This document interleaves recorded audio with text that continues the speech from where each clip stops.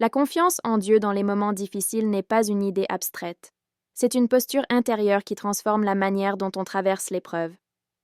Et tu le sais bien, toi qui regardes cette vidéo, dans les projets, dans la création, dans la vie spirituelle, il y a toujours ces zones où tout semble flou, instable ou même injuste. C'est précisément là que la confiance devient une force active, ce que signifie réellement faire confiance à Dieu.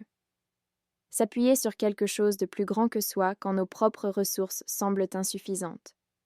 Relâcher le contrôle, non pas par passivité, mais par lucidité. On ne peut pas tout porter seul. Croire que l'épreuve n'est pas la fin de l'histoire, mais un passage qui prépare quelque chose. Continuer à avancer, même quand on ne voit qu'un pas à la fois. Pourquoi c'est justement dans les moments difficiles que la confiance devient puissante?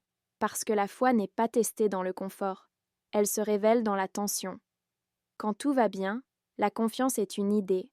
Quand tout va mal, elle devient une arme. Les moments difficiles révèlent ce que tu crois vraiment, ce que tu portes en toi, ce que Dieu construit en silence. Voyons ensemble une perspective spirituelle qui change tout. Dans la Bible, les plus grandes percées arrivent au cœur de la crise.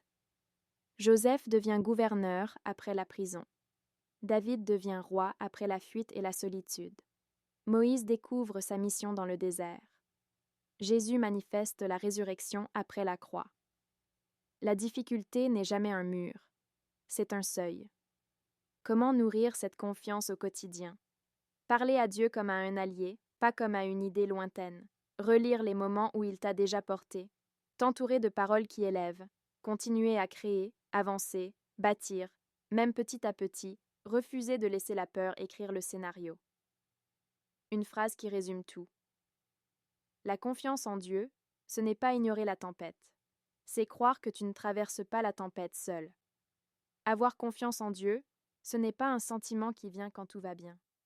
C'est une décision intérieure, un choix volontaire de s'appuyer sur Dieu même quand les émotions disent mot l'inverse. Elle repose sur 3 axes. Dieu est fidèle même quand les circonstances ne le montrent pas encore. Dieu est présent même quand tu ne le ressens pas. Dieu est souverain même quand tout semble chaotique. La confiance, c'est dire « Je ne comprends pas tout, mais je sais à qui j'appartiens ». Pourquoi Dieu permet des moments difficiles?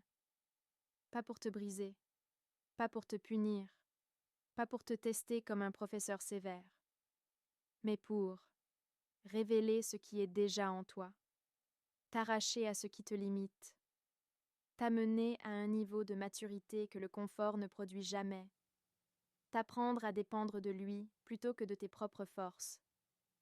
La confiance se forge dans le feu, pas dans le confort. Voici quelques dimensions spirituelles de la confiance. Il y a plusieurs niveaux. Niveau 1. La confiance de survie. Seigneur, aide-moi à tenir. C'est la confiance du désert, du manque, de la fatigue. Niveau 2. La confiance d'abandon. Seigneur, je lâche ce que je ne contrôle pas. C'est la confiance qui libère du stress, de la peur, de l'obsession. Niveau 3. La confiance de vision. Seigneur, je crois que tu prépares quelque chose de plus grand.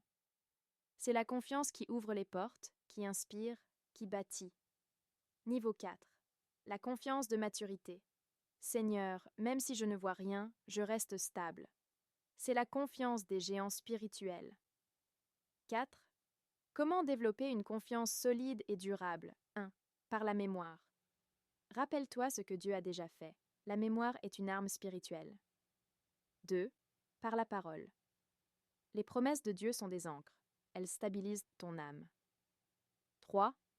Par l'action. La confiance n'est pas passive. Elle avance même quand elle ne voit qu'un pas.